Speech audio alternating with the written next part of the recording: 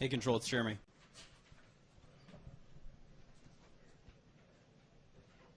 Oh, stand up. Actually, it was so tough to get up. Huh? All this stuff was happening. People getting tripped up.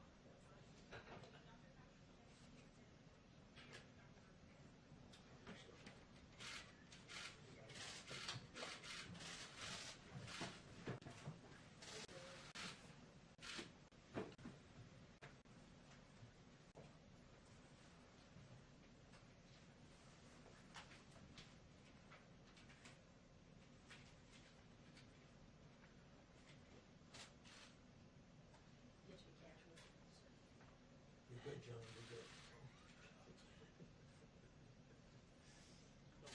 No comment.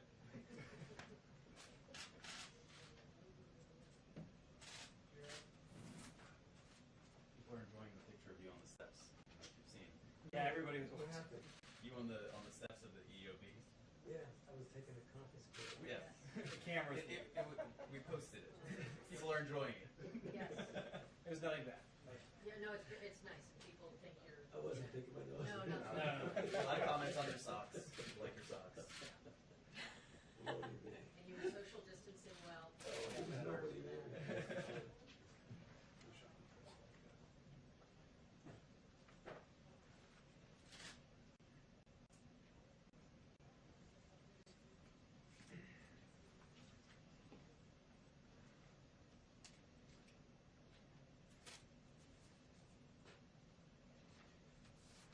So really get outside, that I was able to actually work on the steps outside. It's a nice day too. Beautiful day. I enjoyed the hour that I was on that conference call. First time I've heard that on a conference call. No, but it was outside, it was just beautiful, fresh air. How much sleep do you get in these days? Is it 3 hours, 4 hours? I was getting 3 or 4, but my wife completely put a stop to it. She said, you're gonna kill yourself, so I'm up to 5 and 6. Yeah, it makes a big difference. It really does. Those extra 2 hours is like everything in the world. The country wants you to stop. Yeah, basically. Get your rest.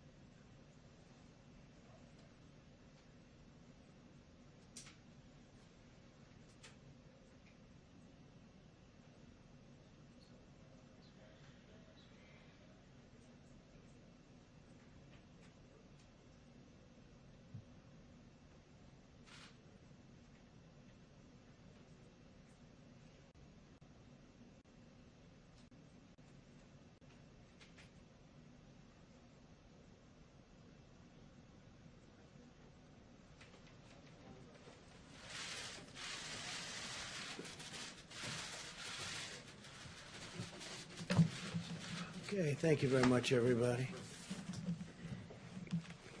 All these people have been working very, very hard today. I'll tell you, for a long time they've been working. But before I begin, I want to express our nation's well wishes to Prime Minister Boris Johnson as he wages his own personal fight with the virus. All Americans are praying for him. He's a friend of mine. He's a great gentleman and a great leader. And he's, as you know, he was brought to the hospital today. But I'm hopeful and sure that he's going to be fine. He's a strong man, strong person. Today, every patriotic American heart beats in solidarity with the incredible people of New York and New Jersey. They've really become a very hot zone, but some very good things are happening. In New York, the first time where the deaths were less from the previous day. That's the first drop so far, so maybe that's a good sign. It could be.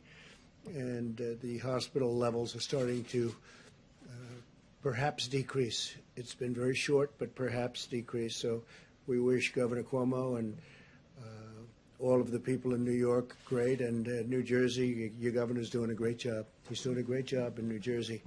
They got hit very hard.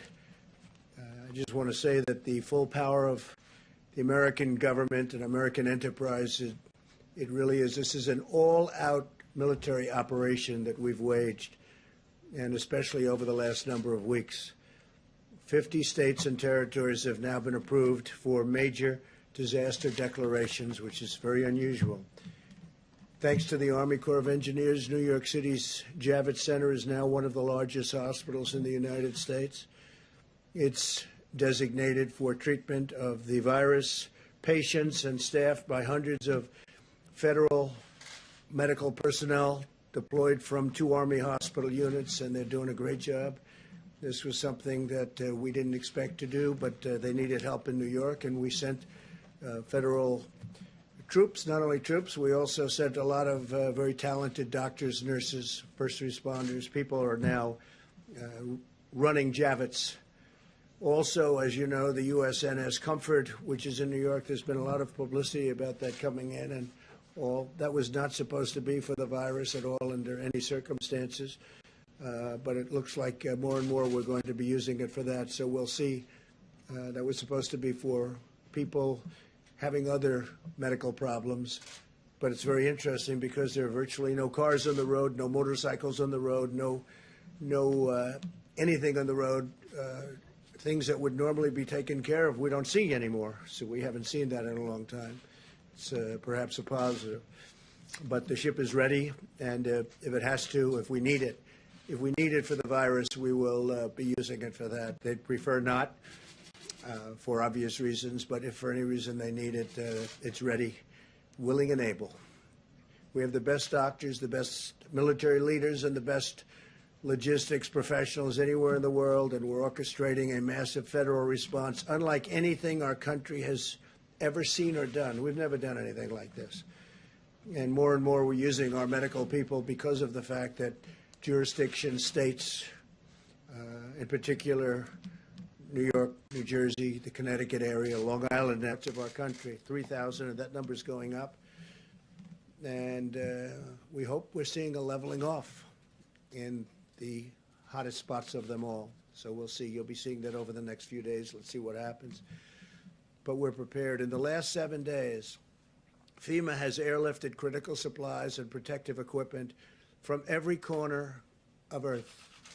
They're coming from all over the planet, including from within the United States, where the equipment isn't as necessary. Since last Sunday, cargo planes have delivered almost, listen to this, 300 million gloves, almost 8 million masks, and 3 million gowns, and many more fully loaded cargo planes are right now on the way. 3 big ones landed today.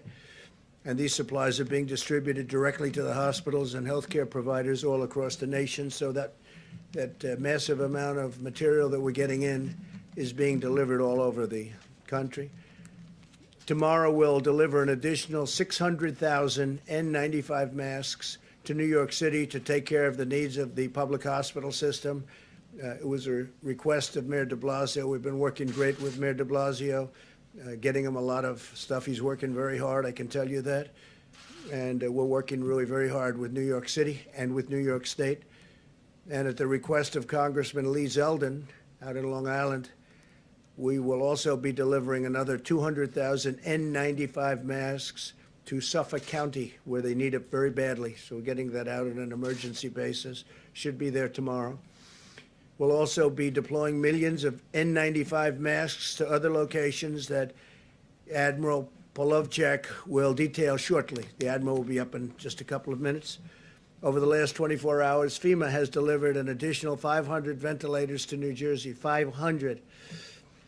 And again, the governor has been very thankful. We're working very hard with New Jersey, including building hospitals. We've also sent an additional 200 ventilators to Louisiana, definite hotspot, 300 to Michigan, working very well, I think, with the governor. Amazingly, 600 will be going or have gone to Illinois. And I mean, there's a governor, I hear him complaining all the time. Pritzker, I hear him, he's always complaining, and yet I just said, give me a list of a couple of the things we've done in Illinois. And we're building a 2,500 bed hospital in McCormick Place. That's the big convention center in Chicago. And we're helping to staff it, and probably will end up staffing it because he's not able to do what you're supposed to be able to do as a governor. He has not performed well. And we're also sending 100 ventilators to Massachusetts.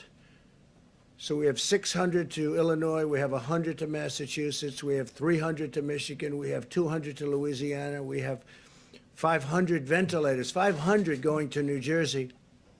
And this is being done by FEMA, being delivered by FEMA. And it's some job. Just think of that when you think about 500 ventilators. A ventilator is a big deal. We're also establishing a federal medical station in the Washington, D.C. area to help Washington, D.C., and working very closely with the mayor and everybody in Washington, D.C. At the same time, Governor Inslee, we appreciate this, of Washington State has returned 400 ventilators, which can now be deployed elsewhere in our country. So the state of Washington's done very well. They won't be needing some of the ventilators that have been sent, about 400, that's a lot. And we appreciate that he's able to give them back. He feels confident that they are in good shape for the coming weeks until we can declare a final victory. In the days ahead, America will endure the peak of this terrible pandemic. Our warriors in this life and death battle are the incredible doctors and nurses and healthcare workers on the front line of the fight. We pledge to them our eternal gratitude and everlasting support. They make all of us very proud. Our country is very proud. We have people, they love our country. The world loves our country, most of it, probably all of it. They just don't say it. I can report today that the United States has now tested and gotten results of 1.67 million people. That's far more than any other country has been able to do. And you remember we inherited a broken system, so a lot of this has been developed. By Tuesday, 1,200 brand new rapid point-of-care testing kits has been produced by Abbott Laboratories, great company, and they'll be distributed to all of our public health labs. That's a 15-minute test, even less, as well as the Indian Health Service, the CDC, and the Strategic National Stockpile. So we're going to have 1,200, and on a weekly basis, we're making a lot more. They go very fast. They're very accurate tests. And other countries are wanting them, so at the right time, we'll be able to do that. But right now, we're getting them to all of ours.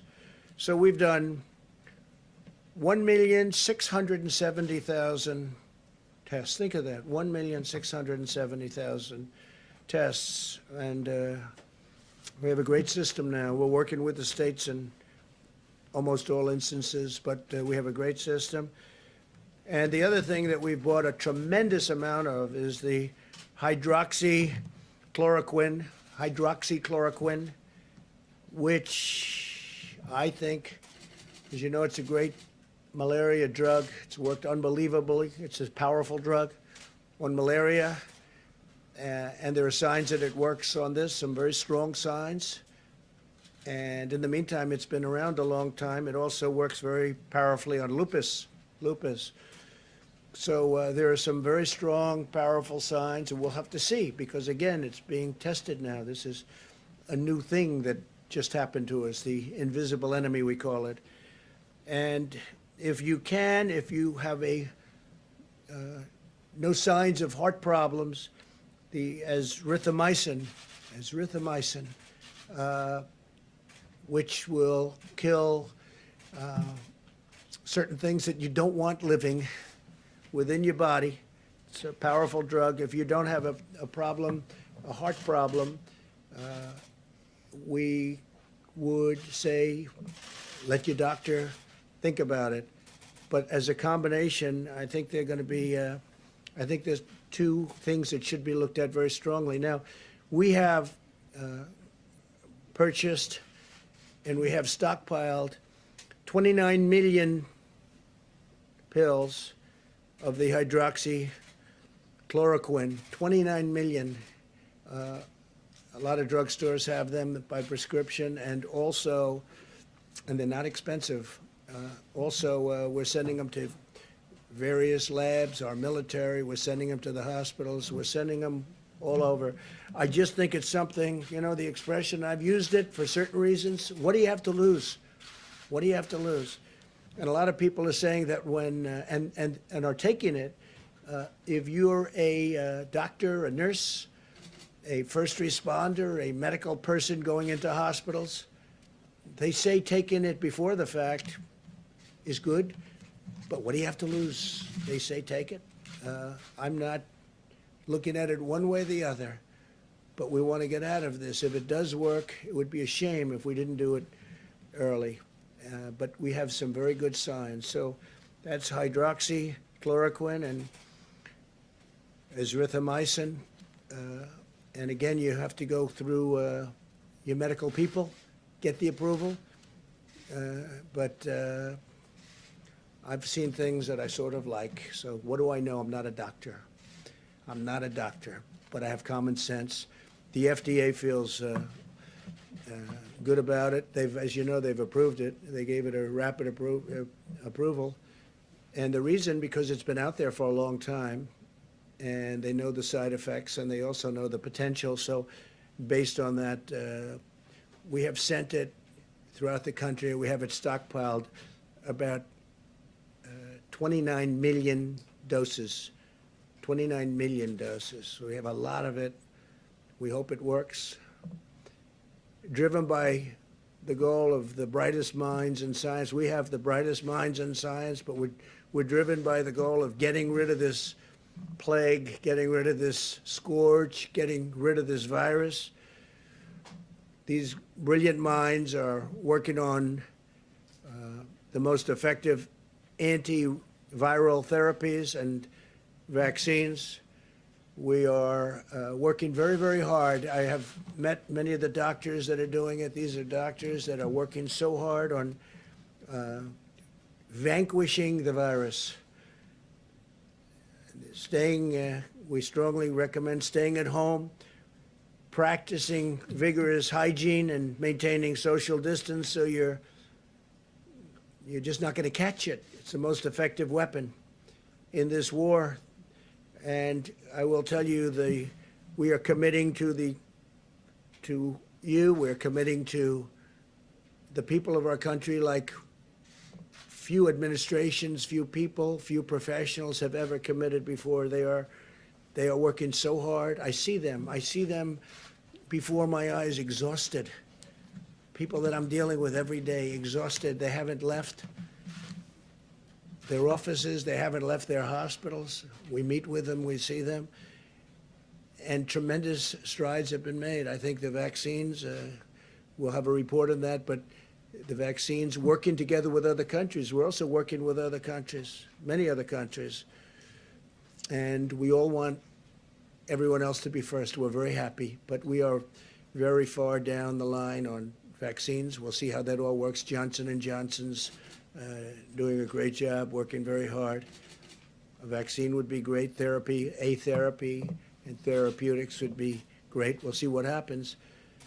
In the meantime, You may listen to what I said about the two drugs mentioned. My administration is rapidly implementing the largest emergency economic relief package in American history. You've seen what's been happening. Billions of dollars in small business loans have already been processed through Paycheck Protection Program. So we went out on Friday, and literally it's become so popular. It's been worked with the banks. They get it to the small business. It's all about employment. It's all about jobs. We want you to keep your jobs.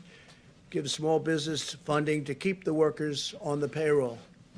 And we're sending direct cash payments to millions of Americans and rushing aid to the hardest hit industries. We're saving industries. We will be, you'll be seeing it.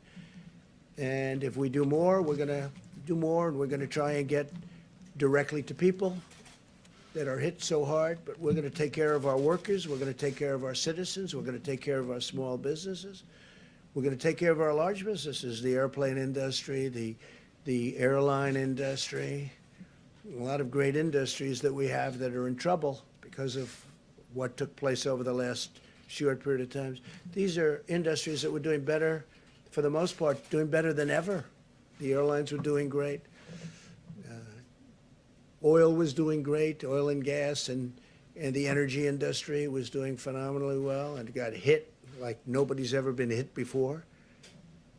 Just about like no industry's ever been hit before. There's never been anything like this. But we see light at the end of the tunnel. Things are happening. Things are happening. We're starting to see light at the end of the tunnel. And hopefully in the not too distant future, we'll be very proud of the job we all did. Can never be happy when so many people are dying, but we're going to be very proud of the job we did to keep the death down to an absolute minimum, the least it could have happened with this terrible, terrible virus. In closing, I also want to note today is Palm Sunday and the beginning of Holy Week for Christians in America and all around the world. While we may be apart from one another, as you can see from our great churches, our great pastors and ministers are out there working very hard, but we may be apart. We can use this time to turn to reflection and prayer and our own personal relationship with God. I would ask that all Americans pray for the heroic doctors and nurses, for the truck drivers and grocery store workers, and for everyone fighting this battle. I had mentioned yesterday where I see the nurses rushing into hospitals, and they're putting on their outfits and they're putting on their masks and goggles in some cases. They're rushing into war. They're rushing into war. And I see people from apartment houses screaming and shouting and singing their praises. It's an incredible thing. They're warriors. These doctors and nurses, they're running into buildings and they're literally putting it on as the doors are opening. They're putting all their stuff in, running inside. And they're running inside to tremendous danger. Tremendous danger. But most of all, I'd like to ask for your prayers for the families who have lost loved ones. Ask God to comfort them in their hour of grief. It's a great hour of grief for our nation, for the world. This morning, I was talking 151. For 4 days, I said 151. 151 countries this morning. It's 182 countries. It jumped up a lot.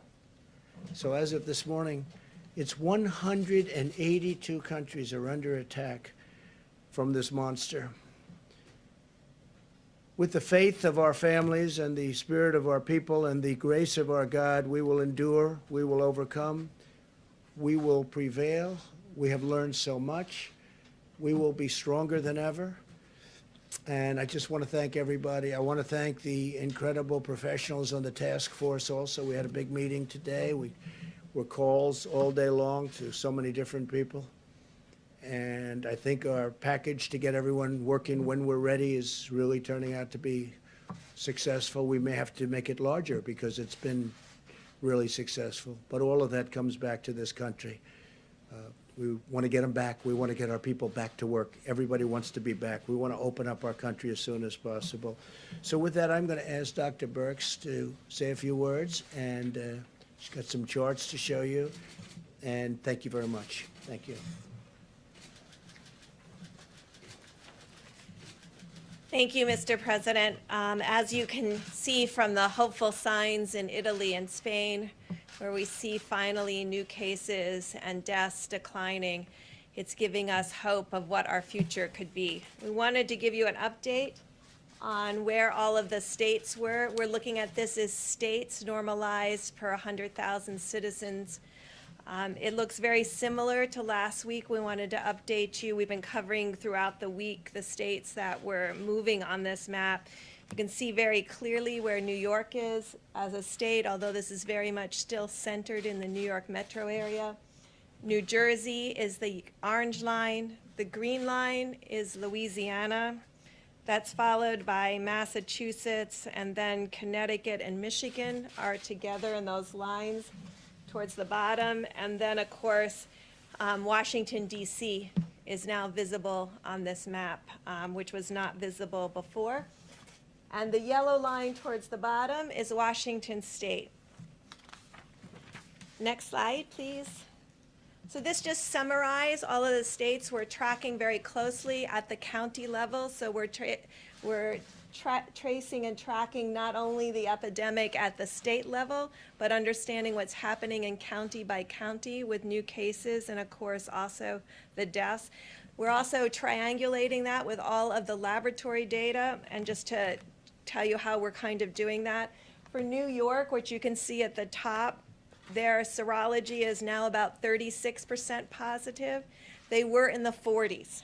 So day over day, their percent positive is finally starting to decline. New Jersey's is increasing, however. They're now up to 42% of the specimens that come to the laboratory are positive. Louisiana, 25%, Massachusetts, 20%, Connecticut and Michigan, 20%, District of Columbia, 15%, Washington, 8%, and then Illinois, Colorado are at about 16%. Pennsylvania, which is also new to the graphic, is at about 12%. Next slide, please. So if we could go back one, I'm sorry, we go back one slide, one more. All of the states here, those are 38 of the states. 38 of our states have less than 50 cases per 100,000. They are testing. Their laboratory results are consistent with that. Their seropositivity rate for their laboratories are less than 5%. So this is how we're tracking and triangulating both case reporting, mortality or fatalities, and also triangulating that with the laboratory.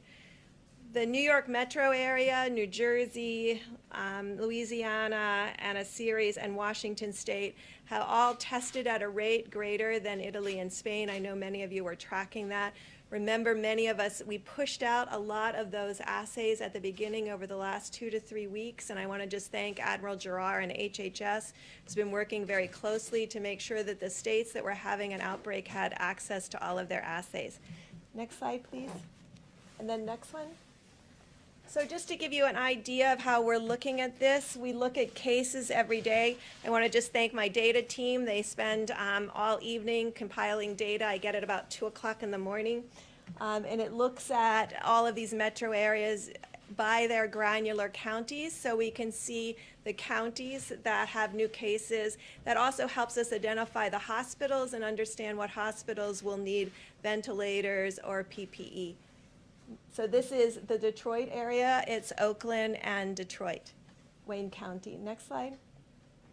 We also track mortality. It gives us insight into how many clients are in the ICU and need care. We want to make sure that we're meeting the needs both on cases and really appreciating the frontline healthcare workers that are really saving many people's lives. Next slide. This just gives you an idea from New Orleans. We are now also tracking St. John the Baptist Parish also, but this was New Orleans and Jefferson County, and really tracking those on a case-by-case basis to look for changes over time. And next slide is their mortality. and you can see it's starting to stabilize. So this is how we've been tracking and tracing the epidemic as it moves through states and counties and communities. But as we started, we just wanted to note again, we do see hopeful signs in Spain and Italy. They have completed nearly 4 weeks of mitigation with people really doing social distancing, staying at home, ensuring they were washing their hands. If they have to go out to the grocery store, they're extraordinarily careful. They send one person from the family. And so we can really see that beginning to work, and we're very hopeful that over the next week, although we'll see rising number of cases of people who lose their lives to this illness, we're also hopeful to see a stabilization of cases across these large metro areas where the outbreak began several weeks ago. So thank you for your attention. Thank you very much. Admiral, please. Thanks, sir. What I thought I would do is update on the air bridge first, and then follow up on Dr. Bricks and how we're geographically aligning the supply chain. So the air bridge, we had 3 additional flights come in today, bringing 1 million gowns, 2.8 million N95 masks, 2.8 million surgical masks, 11.8 million gloves, 18.6 thousand gowns on 3 flights. And that material will be pushed out across the nation, delivered to hospitals, nursing homes across the country. Dr. Bricks went through the geography. And so over the last few days, I've been aligning the supply chain to those areas, and then reaching down into those areas and extracting data from those areas on PPE burn rates. So, for example, I spent the weekend talking to the Chief Operating Officer of Detroit, Hakeem Berry, for example, then talked to the leadership at Detroit Medical Center, Audrey Gregory, talked to the health officer in Oakland County, Michigan, and then also with the Chicago health officer, Dr. Allison Arwey. So reaching down to a level to understand their needs. So we're geographically aligning the supply chain, right? So you can see Dr. Bricks went through these counties, and we're getting down to the county level. And then aligning it by priorities of point of care. Public hospitals first, VA hospitals, private hospitals, nursing homes, first responders, acute care. So over the coming days, we will be making a push to the geographic areas that Dr. Bricks mentioned, increasing the volume through the supply chain to those areas to give them weeks, not just days worth of supply. Primarily using our industry partners that we are directing, Cardinal, McKesson, Medline, Owen Minor, Henry Schein, Concordance Healthcare, directing them to put product to the hospital door, the nursing home door, the first responders, directly to them. We're also in the working to push out millions of doses of hydroxychloroquine, right? We are working the distribution there to push the same thing to the same impacted areas, working it to get in the hospitals and to every pharmacy. And so my team is back there right now, working the arrangements to make that to the hospital front door and primarily to the local pharmacies, so doctor can write those prescriptions and you can get it prior to having to go to a hospital. Great job. Thanks very much, Admiral. Mike, please. Robert Bork, Mr. President. I knew you did say. Thank you, Mr. President, Mr. Vice President. My last appearance here, I mentioned that the President had given the Department of Veterans Affairs very specific instructions to be as aggressive as possible in response to the virus crisis, and not only to protect veterans, but also to help the American people. As many of you know, we have 3 primary missions at VA. One is support veterans' health, the other is to provide veterans with benefits, and the third is memorial services. But we have a fourth mission, and that is to support the nation in times of national emergency, both in war and in peace. We provide a bridge from the federal government to the states and localities during these emergencies. As a result of that, I have ordered our veterans' hospitals to begin preparing more than 1,500 beds to make them available both at the ICU and the acute care level to the states and localities across the country. As a result of that, we have opened up approximately 100 beds in the metropolitan New York area, in Brooklyn, and in Manhattan, and East Orange, New Jersey. We will be informing the governor of Louisiana, John Bel Edwards, tomorrow that we will give him access to our VA Medical Center in Shreveport, Louisiana, to come to the aid of the people of the Pelican State. I've also given instructions to initiate the fourth mission in Michigan. We will be providing the people of Michigan access to hospital beds in both Ann Arbor and in Detroit. We've also provided a pharmaceutical trailer to be used by the governor of Michigan at Cobo Hall to support the citizens of Michigan who will be coming into that facility for medical care. We have also informed the Commonwealth of Massachusetts that we will be helping them in their efforts to protect their most vulnerable citizens in 2 of their nursing homes. So, in accord with the President's instructions, the 400,000 men and women of the Department of Veterans Affairs are in this fight. We are in the fight not only for the 9.5 million veterans who are part of our service, but we are in the fight for the people of the United States. Thank you. Thanks. Thank you, Mr. President. And you all have just heard from several members of the President's White House Coronavirus Task Force, and we are truly blessed to have the kind of leadership that we have,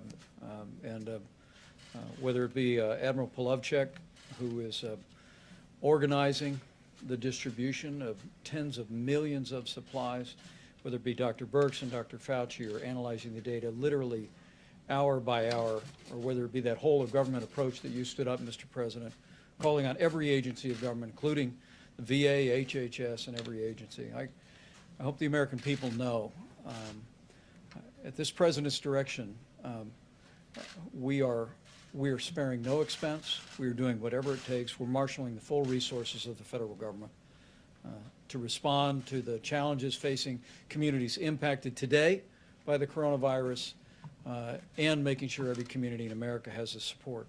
We've also, as the President said so many times, we've forged a seamless partnership with states around the country. As the President just reflected, by this Tuesday, with another 840 military medical personnel arriving in New York City, there will be some 3,000 Department of Defense and HHS personnel on the ground to supplement and to provide relief to healthcare workers, really at the epicenter of the coronavirus in the New York City area. And you just heard the VA is opening up bed space. In New Jersey, I spoke at the President's urging today with Governor Murphy. 500 ventilators announced today being built on the supplies that we have already provided. We were able to coordinate with him to extend all federal coordination on testing in New Jersey through May the 30th, if the need is there, and also opening up VA beds. I spoke with Governor John Bel Edwards in Louisiana, and was encouraged to hear from him that, as you heard Dr. Birx say, that new cases were down slightly. In fact, we're seeing a trend of some leveling among all of the governors I spoke to today. And I know what the Secretary of the VA just announced about opening up VA facilities has been a priority for Governor Edwards, but I assured him we're going to continue to send resources and supplies and personnel to support their health care. In Michigan today, I spoke to both Governor Gretchen Whitmer and Mayor Mike Duggan of the city of Detroit. Governor Whitmer and I spoke about a new program in Detroit that will make hydrochloroquine available for 3,000 patients through the the Henry Ford Hospital. They'll be tracking in a formal study the results of that. But at the President's urging, I assured her that we're more than prepared to make hydrochloroquine broadly available to pharmacies and doctors' offices across the Detroit area as they deem appropriate. I also heard from Mayor Mike Duggan, as I told you, Mr. President, and he was so grateful to the FDA, not only for approving the Henry Ford Hospital test that will be exploring hydrochloroquine, but also for the rapid approval of the 15-minute test. In fact, Mayor Duggan told me that he was able to use the 15-minute test this weekend to test 150 first responders who had been sidelined because they'd been exposed to the coronavirus. They all got the 15-minute tests. They're all back in the line of duty, and the mayor couldn't have been more grateful. In Illinois, I spoke with Governor J.B. Pritzker, as well as Mayor Lori Lightfoot of Chicago. As you just heard, not only have we sent 600 ventilators to the state of Illinois, but I assured the governor, I assured the mayor that while the principal focus that we have in the next several days is on the rising cases in the greater New York City area and Louisiana, that Michigan and Illinois are in the forefront of our thinking, and at the President's direction, we're going to make sure the people of Illinois, people of Michigan have the resources, equipment, and support that they need. The governor did express great appreciation for the fact that our Army Corps of Engineers had constructed 500 beds at McCormick Place, and before the end of this week would construct another 2,500 beds for an overflow healthcare facility in Chicago. In fact, Mr. President, Mayor Lightfoot told me that the Army Corps was just outstanding in the job that they had been doing in constructing that extra bed space.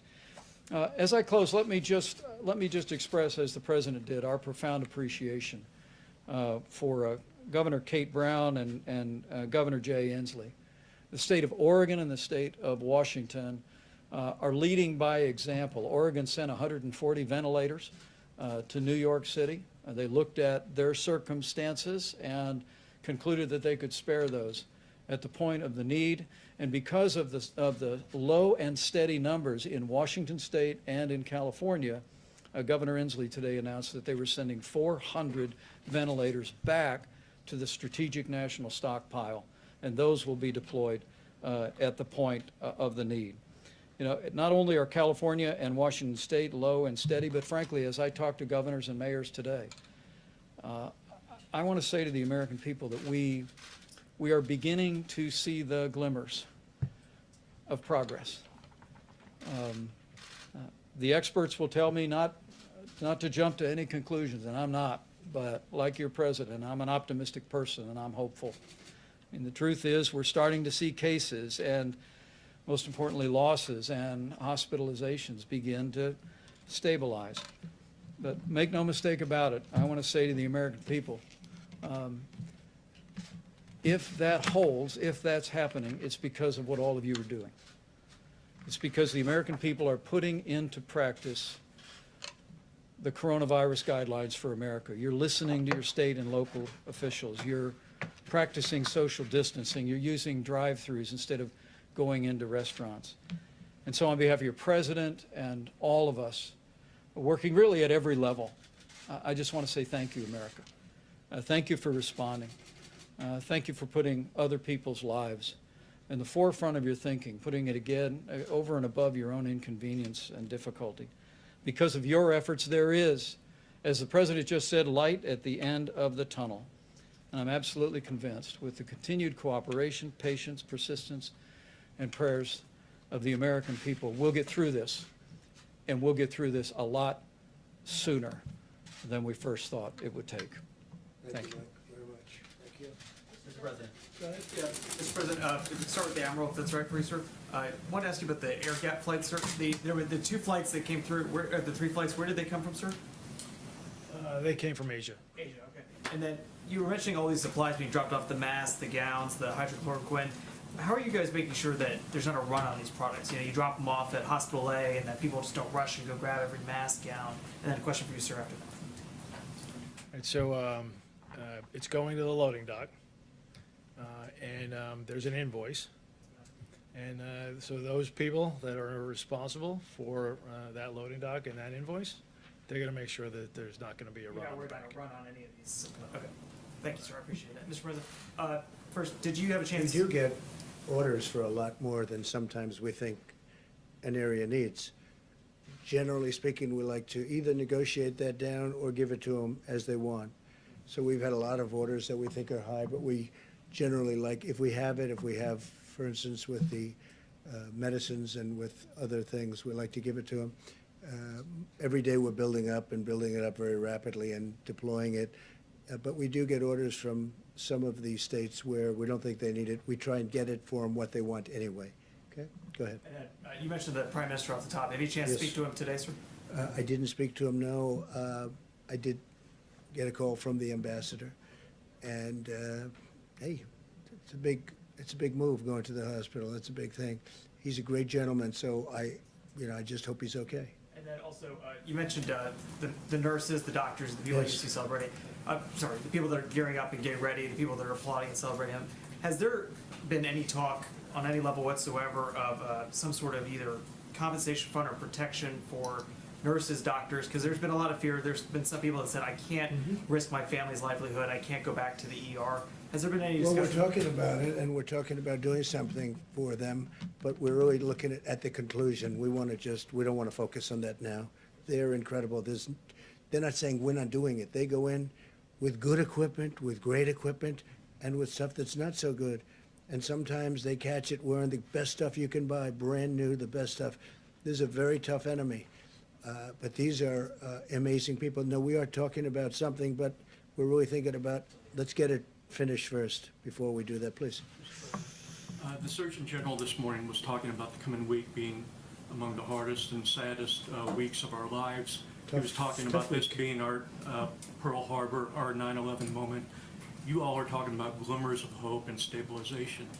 How are the American people supposed to bridge those different descriptions that they're getting from this administration? I don't think they're so different. I think we all know that we have to reach a certain point, and that point is going to be a horrific point in terms of death, but it's also a point at which things are going to start changing. We're getting very close to that level right now, and the next week and a half, 2 weeks are going to be, I think they're going to be very difficult. At the same time, we understand what they represent and what that time represents, and hopefully we can get this over with, because this is a very horrible thing for the world. And look, we're one country out of 182 now that have 182 countries. I have a friend of mine said he didn't know we had so many countries in the world. 182 countries are now affected by this, so we want to get it over with. Okay, please. Those numbers, sir? Could I just ask one Yes. follow-up on those numbers that you were talking about earlier? How does that change the projections that you were making earlier this week of 100 to 1,000 Well, to 240? we hope we can stay under those numbers. Those are numbers of death, and we hope we can stay under those numbers. That would be terrific, and as far under those numbers as possible. Now, if we did nothing, you know that number too. But the American people really stepped up. So did the professionals. They just really stepped up. So we're hoping to stay under those numbers.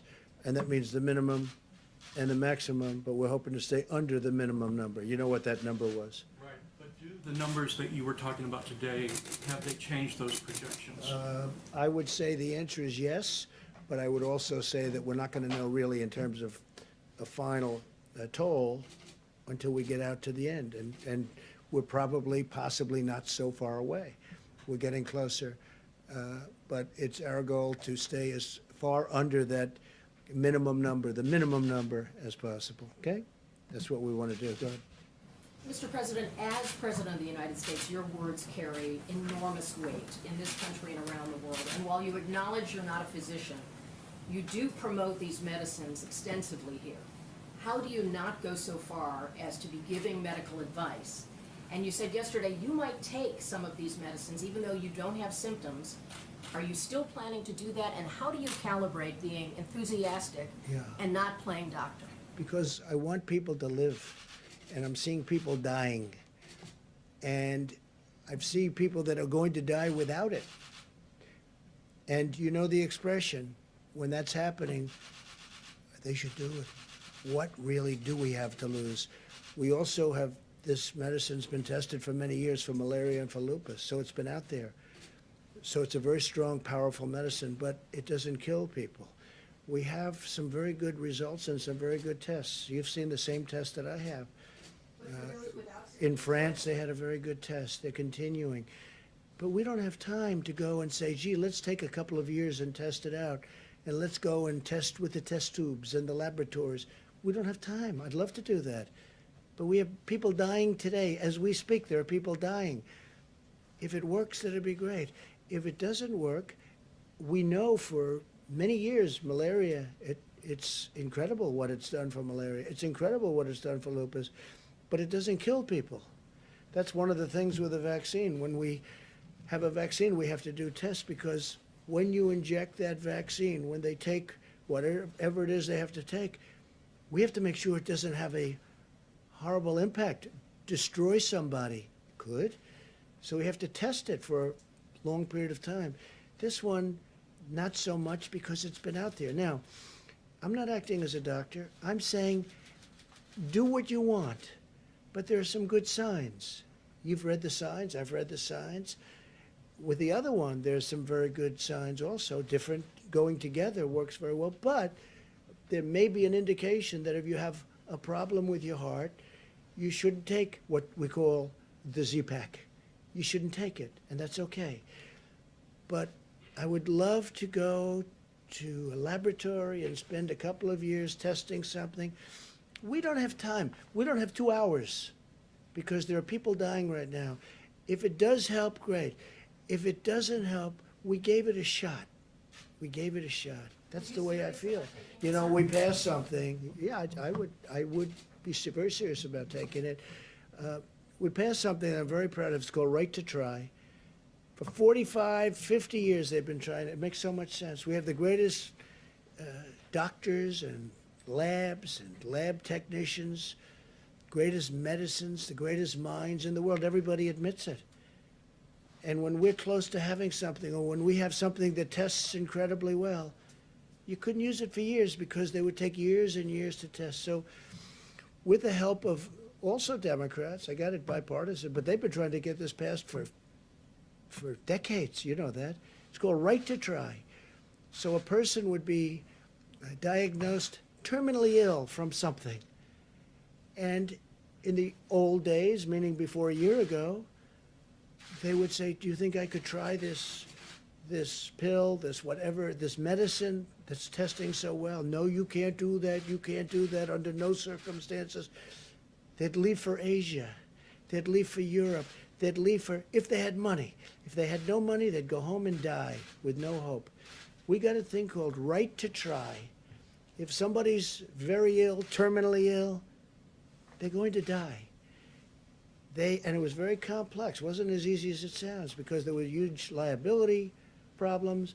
The drug companies didn't want to do it because they didn't want it on test results, because these are very sick people, so they didn't want to bring down their test results. The insurance companies had tremendous problems. I got everybody in the room. I said, look, we'll sign a waiver. The person taking it will say, we're not going to sue. The family's not going to sue the drug company, not going to sue the insurance company, not going to sue the state, the city, or the federal government, okay? It's called exculpation, and we got it done. It's a very simple agreement. I don't know why nobody ever thought of it, but they never thought of it. I did, and we got it done. Now we have Right to Try, which is actually, in my opinion, much more difficult than what we're talking about here. But if there's a medicine or something, a possible cure or something that's looking good, and somebody has something they're going to die or they're very sick, they take it. And you know, we've had some unbelievable results. Unbelievable results. And it also gives the people hope. Yes, please. Mr. President, but the doctors who are treating coronavirus patients, they have the medical expertise to determine whether or not they should prescribe hydroxychloroquine. And many of them do. And there are already clinical trials in place looking at hydroxychloroquine. Sure. So They should be finished in about a year. Why not just let the science speak for itself? Why are you promoting this drug? I'm not. I'm just You saying, come very out here- simply, I'm not at all. I'm not. Look, you know what I'm trying to do? I'm trying to You save come out here lives. every day, right, sir, talking about the benefits of I want them to hydroxychloroquine. try it, and it may work and it may not work. But if it doesn't work, it's Nothing lost by doing it, nothing. Because we know long-term what I want to save lives. And I don't want it to be in a lab for the next year and a half as people are dying all over the It's already place. out there. Doctors are already able to prescribe it off That's label, right. right? All I'm doing So what is do you saying- accomplish? Well, I'll tell you what I accomplished. We bought massive amounts of it, 29 million doses of it. We have it coming from all of the labs. We're actually now doing it here because in case it does work, we want to have it. And we've given it to drugstores. We're sending it all over. FEMA's doing it. FEMA's doing it. We're doing it through different channels, many different channels, including the companies that make it. It's a very special thing. Now, it may not work, in which case, hey, it didn't work. And it may work, in which case it's going to save a lot of lives. Now, a lot of people say if the people walking in prior to getting it, if they take it, it has a profound effect. Well, maybe it does, and maybe it doesn't. I don't want to wait a year and a half to find out. And only CNN would ask that question. Fake news. Go ahead. Sir, I have one for Bunch you of on oil, but fakers. first I was hoping to ask Dr. Burks a question. The president just said that, based on the most recent data, that you've seen some change in the projection. I'm wondering if you could, you obviously have a week's more worth of data since the sort of 100,000 to 240,000 potential death figures that you gave us last week. So I'm wondering, with all the caveats that this is sort of based on continuing social distancing and that we might see, if one city pops, things could change dramatically. What are the sort of range that you're now looking at in terms of total death impact? I think the most important thing right now is when we were talking about why we are hopeful. Well, hopeful because last time I was here, I wasn't able to really tell you that Italy and Spain were coming across their apex and coming down the other side. And I think, to me, that's extraordinarily hopeful. They just completed 4 weeks of really strong mitigation. And I think that's our word to the American people, is we can look like that. 2 other countries look like that now. 2 other countries with a very similar experience to our experience, with higher case numbers and higher mortality. So that's what the promise is. The promise is, if we do this, we could potentially be better. Now, Dr. Fauci and I today got another update from another independent modeler, and the numbers came in close to that 100,000 number again. But we believe, Dr. Fauci and I, that if every American follows the guidelines, 6 feet, washing hands, not social gathering, that will have an even greater impact. And the other side of the equation certainly is our remarkable healthcare providers, our respiratory therapists, our laboratory technicians, our nurses and doctors. They're saving lives every day. And so that changes the number too. I also think that Dr. Fauci and Dr. Birx are very impressed with the American people. And I'm not going to put words in anybody's mouth. I would never do that. But I am, and I will say that they are doing maybe a better job than we all thought even possible. When you look at streets in New York where there's nobody on the street, no cars, no nothing, I see it. I've seen those streets for a long time, and they're packed all the time. And now you see there's nobody. You look at other places, you look at what's going on in California, where they're doing a fantastic job. They really are. The governor's doing great. I'm proud of them. Proud of a lot of people. Proud of a lot of people on the other side, a lot of people. I'm really delighted to work with people that, frankly, on other issues, I didn't get along so well with. We disagree on this or that. We don't have to go into that now. But we're getting along with a lot of people, and they're happy with us, we're happy with them. But I really believe that the American people are doing a better job than anybody would have thought even possible. And that's one of the reasons we can even be talking about the kind of number that we hopefully will be talking about, which is at the minimum level instead of the maximum, or beyond. It's not even the maximum, it's much beyond the maximum level, which would be horrific. Yeah, please. Go ahead. Mr. President, Please. Secretary Esper mentioned the Department of Defense might be moving in the direction of using face coverings. Former Vice President Biden had mentioned that he was going to be using a mask whenever he goes out now. Are we getting to a point where we might see members of the coronavirus task force also wear face coverings?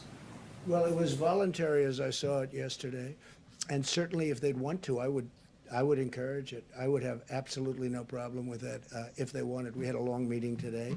There's good separation, but the task force meets, and I would certainly have absolutely no problem if they wanted to. I think, frankly, it's something, at least for a period of time, where it might be advisable, and it's advisory, and we'll see what happens. Yes, please. Thank you, Mr. President. On Project Airbridge, we've seen reports that Chinese shipments of testing kits and PPE have turned out to be faulty to some capacity.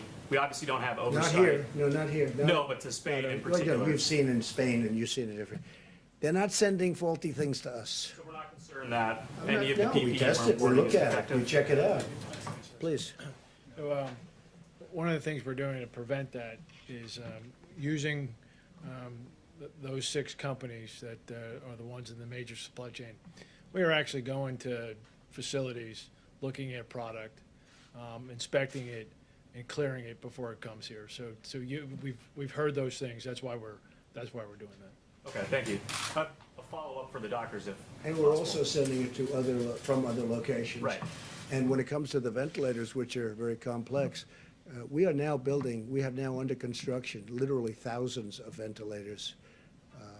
But so far, I think our projections on ventilators have been right. They've been correct. Did you have something for who? Well, for yourself and for Dr. Birx and Dr. Fauci, if they want to take a crack at it.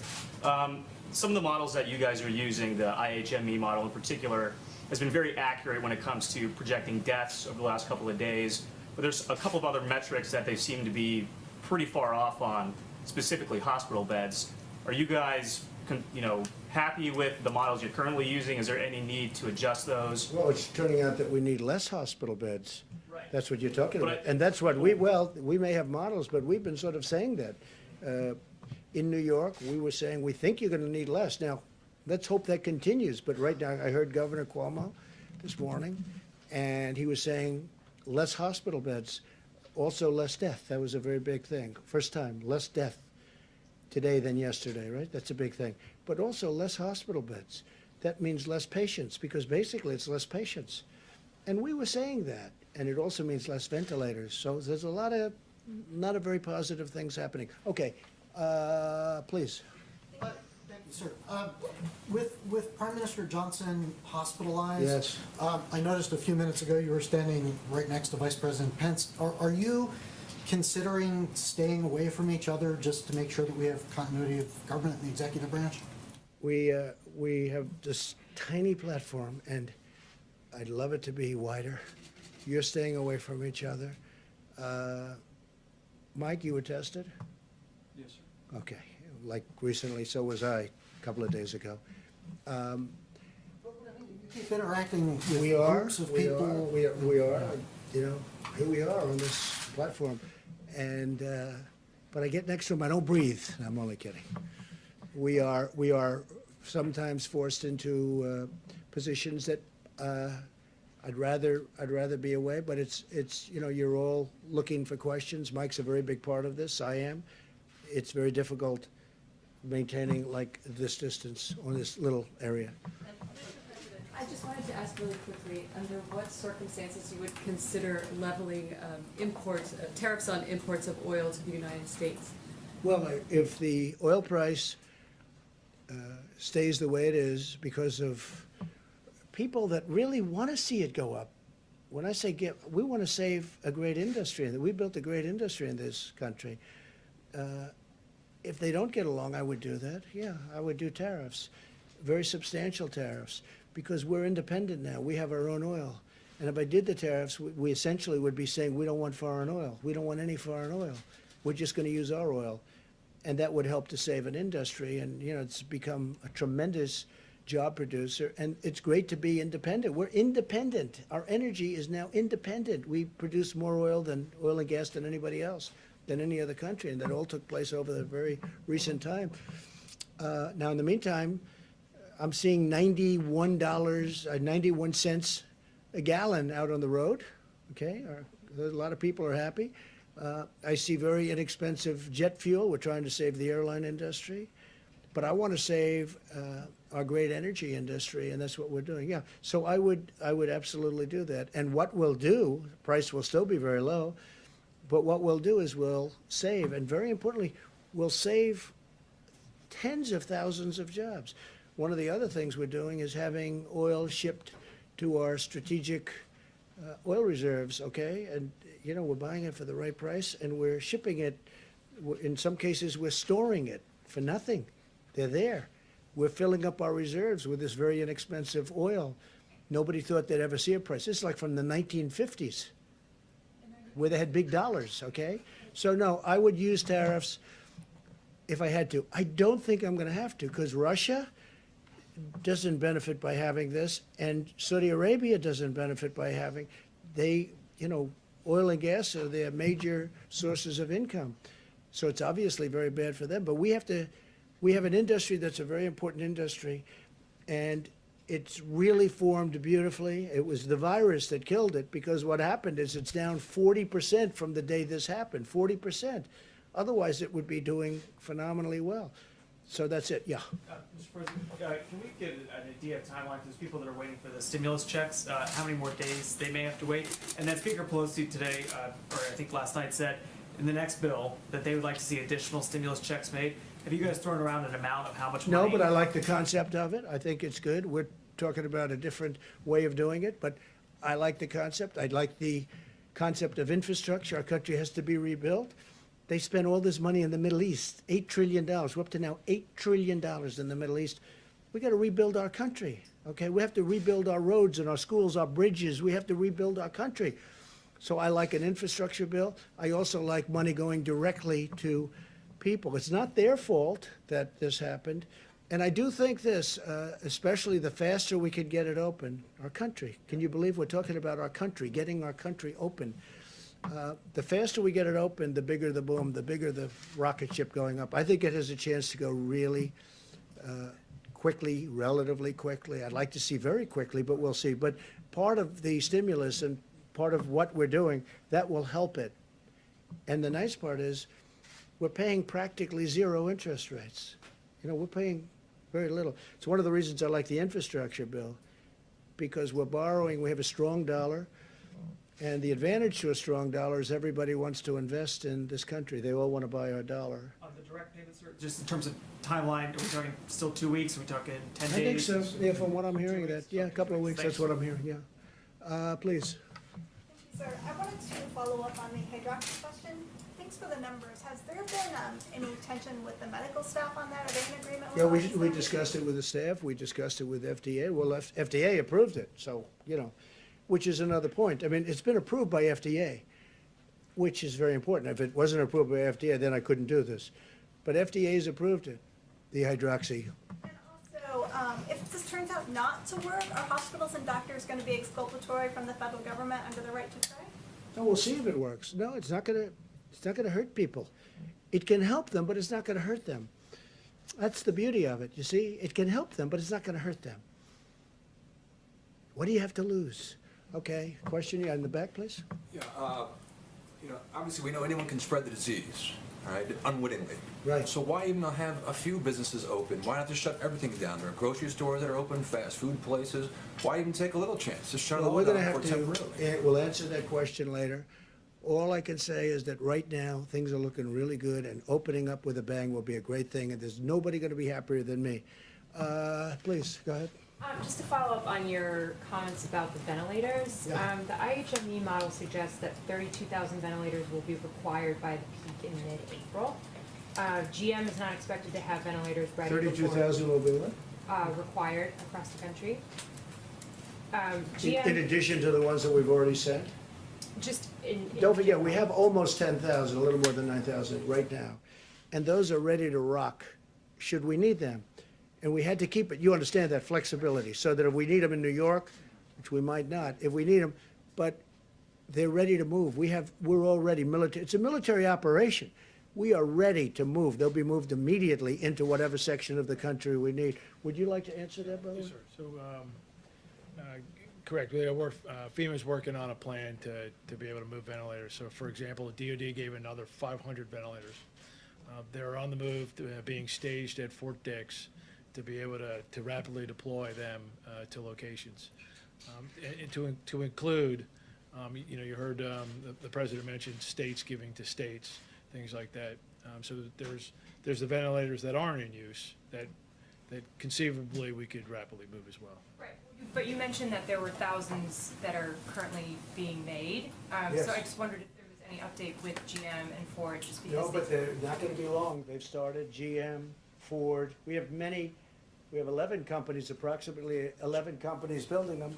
And we're gonna have a stockpile for future. Hopefully, we never have to use them. They should have. The hospitals, the states should have bought a stockpile. They didn't do that. So we've made up for it. But if we have extras, other countries need them. I mean, you see, UK needs them badly, France needs them badly, Italy needs them badly. They need them. So it's complicated. It's a big piece of equipment. It's expensive, and we'll be able to help other countries after we take care of our needs. Yes, please, go ahead. Yeah, thank you, sir. On infrastructure spending, as you have I remarked. actually chose you, but that's Oh, okay. Let him go. That's all right. Go ahead. On infrastructure, you've remarked about how empty the roads are. Is there any thought, is there any way to speed up infrastructure? I mean, the Beltway in Washington, it takes forever to do any road repairs because of all the No, I traffic. know, and because they don't do construction techniques that work and that are better. I mean, I see a highway, and which is what I do. I do construction, what I did. I see a highway. That's good, but it's got a bad top, and it's got a big base, concrete base underneath. And I'll see them come in, I don't want to say where, but I could tell you, I could give you plenty of examples. And they rip the hell out of it. They take out the base, they take out everything. Now they pour a new base that isn't as good, isn't as deep, isn't as thick. The concrete base was fantastic. The footing, it takes forever. Wait a minute, it takes forever. And instead of scraping out the asphalt or whatever may be the top, scraping it off and putting the new asphalt down, putting the new median in, they could have done it. And then they open the highway and it starts to crack. The reason is because it hasn't been set. And they spend 10, 15, 20 times more money than they have to. I never believe when I watch these people doing highways and doing roadways and doing work, how they take the most expensive solution, and the bottom line, the job itself is far worse.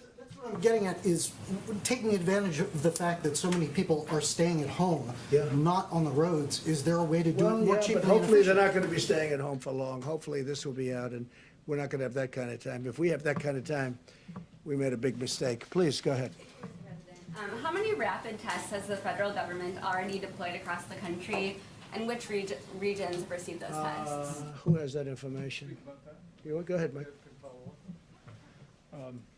The 15-minute test has really been a breakthrough. I reflected on the progress that they've made in Detroit to put first responders back on duty with the Abbott Laboratories test. Abbott Laboratories started last Tuesday producing about 50,000 tests a day. And I'm informed that there are about 18,000 of these machines already all across the country. I mean, they're actually the same machines that you use to get a strep test quickly when you go to the doctor. But now Abbott is surging these new 15-minute coronavirus tests out to healthcare professionals and healthcare facilities around the country. In addition, as the president said, FEMA has purchased 1,200 of these devices. We're distributing them to all 50 states and the Indian healthcare system. And then we'll be distributing the tests. Dr. Birx, is there anything to add further on that? Okay, further. They've already received these tests? Let me ask Admiral Polovchek about the 1,200 devices. I didn't hear the question. Have they received the 1,200, or what's the timetable? I believe they're on the shelf at Abbott, a good majority of them. Tuesday they go out. Right, yes, sir. So I don't have the exact numbers. I think there is some manufacturing in there, but They a go out large Tuesday. balance of them are on the shelf. Some have gone out, by the way, but the big bulk of them go out on Tuesday. Yeah, please. In some of these previous briefings, you referred to the federal government as the backup. Today, there's definitely a different approach here. I think, with No. the distribution. You know, the sense of it in listening to your presentation today is that you are embracing taking a leader role for distribution. Is Well, there a change? No, there's not a change, but we're supposed to be the backup. But like in Illinois, the governor couldn't do his job. So we had to help him. We're sending 600 ventilators. We're building a hospital in McCormick Place. We're doing, so we have some people that we're not able to do. We have other people that needed a little help. We had, in New York, we had to give a lot of help, but we've worked very well with Governor Cuomo and with Mayor de Blasio. But no, we are meant to be the backup, but we've taken on a much bigger role than that, and that's okay. I have no objection to it. Now, in some cases, it's worked so well where they're actually now seeing, they think they're over the big problem, and they're actually calling us and they're saying, you can take your equipment back now. But we're really deployed as a backup, but I feel we're much more than that. They've done a much better job. I will say this, I don't think that the people that have represented this country, the federal government, whether it's the admiral and the generals and all of the people that we call to the fore, they're heroes for what they've done. What they've been able to do in a short period of time, they took a system that was broken, just like we did the military. Our military was broken. Our military was depleted. It was broken, and we've rebuilt our military. We've rebuilt this whole system, too. And in a way, Kelly, I appreciate your question because, you know, you're hearing all of the things that we're, the millions of masks, the hundreds of thousands of gowns, and they're surgical, you know, they're protective gowns at the highest level. We're getting it to the various states. And most of the governors are very happy.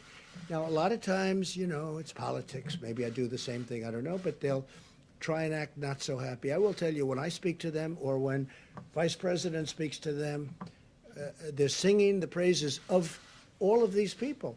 So I always take umbrage when somebody says something about what we've done. Now, to do this should have taken, to do what we've been able to do and to build it to a level, should have taken a year, should have taken 2 years. They did it in a matter of weeks.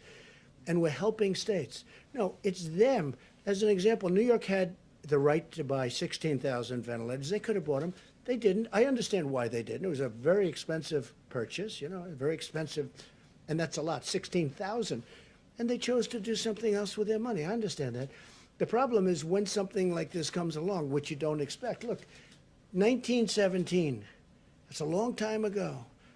Perhaps 100 million people died. That's a long time ago. So people don't think it's going to happen. I would have frankly, I mean, did anybody in this room think a thing like this could happen? But it happened. And we built up a force. This is a military operation, as it turned out. It really is, with FEMA, with the Army Corps of Engineers. I mean, Army Corps of Engineers, and you were very gracious on that point. The Army Corps of Engineers building 2,500 units of beds and everything else. Now, and then Governor Cuomo called, and he wanted it to go COVID, meaning for the problem. And we said, well, it wasn't supposed to be that way, but we want to get it done. And we moved military personnel, so now military personnel are operating it. And I'll tell you what's good. It hasn't been very full. That's a good thing, not a bad thing. It hasn't been. Now, maybe over the next week something will happen, but it hasn't been. But we have, because it's better than the other alternative where we run out. But they built actually 2,900 beds. And we have, also we built 4 medical centers in New York. We built 4 hospitals, 4 medical centers, and a lot more than that. It's such an honor to have done it. But the people that did it are amazing, and they have to be appreciated by the states. Not me. They don't have to appreciate me at all. I don't care about me. They have to appreciate the generals, the admirals, the doctors, the nurses. I mean, we're bringing now 3,000 people in that are medical professionals that are coming from all over the country to help New York City, help New York State, and help many other places. I just think it's incredible what they've done. And I don't think that they've been appreciated. Me, you can forget about. Me, you can forget. Yeah, I actually mean it. They have to be appreciated. Go in the back, please. That you see in the lights at the end of the tunnel. And yesterday you said. I do. I see light at the end of the tunnel. If I didn't, yes. I would not be very thrilled with what we've done. No, I see light at the end of the tunnel. I think indications are some of the numbers coming out today. I think, we had a very good meeting today. We're seeing things that we don't even report because we think it's too early to report. No, I think, we're seeing things happen that are very good. And we also know, all of us, including the medical professionals, that we have to open our country up. We have to get going. We have to open our country up. No country was designed for this. Will you close it? We're in the midst of the greatest economic boom in history for any country. Our country had the greatest economic boom in history. We had the most people working that we've ever had, almost 160 million people. And then from 160 million, they want nobody to leave their house. You could use the term cold turkey, right? That's called cold turkey. A country's not designed, this country is not designed for that. We have to get our country back. And I think it's going to come back, and I hope it's going to come back very quickly. Sir, since Yeah, please, go ahead. Sir, the First Lady has been tweeting, encouraging people to wear face masks. That's good. Has she been No, talking she to you feels that about way. this, encouraging you to wear one? She feels that I would wear one. I mean, I just generally am not in a, would you like me to wear one right now and answering your question? That would be a little awkward, I guess. But no, I mean, I would wear one if I thought it was important. She thinks, she likes the idea of wearing it. Yeah, she does. A lot of people do. Again, it's a recommendation, and I understand that recommendation, and I'm okay with it. What about your family in New York? Are they going to be wearing them? Are you encouraging them to wear them? Wouldn't be surprised. Can we hear from Dr. Fauci, Mr. President? Sure. What would you like to know? If we're going into this most difficult of times, how can the American people sort of emotionally prepare for that? And while the president is talking and is eager to see the country reopen, how do we balance the mitigating factors that still need to take place before we get to Sure, that point? Doctor. And by the way, he'd like to see the company open too. I mean, Everyone would he's say. called an American who loves our country.